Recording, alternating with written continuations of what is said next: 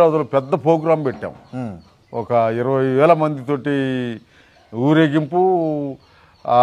ఈ ఇక్కడి నుంచి తూర్పుగోదావరి, పశ్చిమ గోదావరి, ఖమ్మం, వరంగల్, కరీంనగర్, ఆదిలాబాదు ఈ ప్రాంతాల నుంచి సేకరించినటువంటి పోడు భూముల పట్టాక దరఖాస్తులు ఒక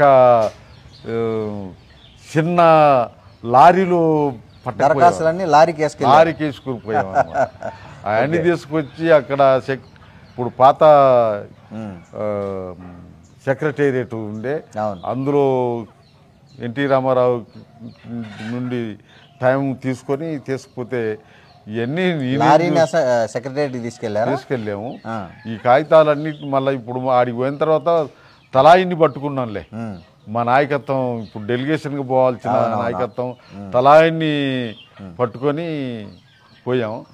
ఆయన ఛాంబర్లో పెట్టినాము. ఇవన్నీ నేనేడ చూస్తా, నేనేం చేస్తా, ఇది నాకు సంబంధించింది కాదు కదా, సెంట్రల్ గవర్నమెంట్ చేయాల్సింది, ఫారెస్ట్ సెంట్రల్ గవర్నమెంట్ది, మేము చేసింది కదా. కాకపోతే మీ తరఫున నేను ఒక దరఖాస్తు పంపిస్తాను.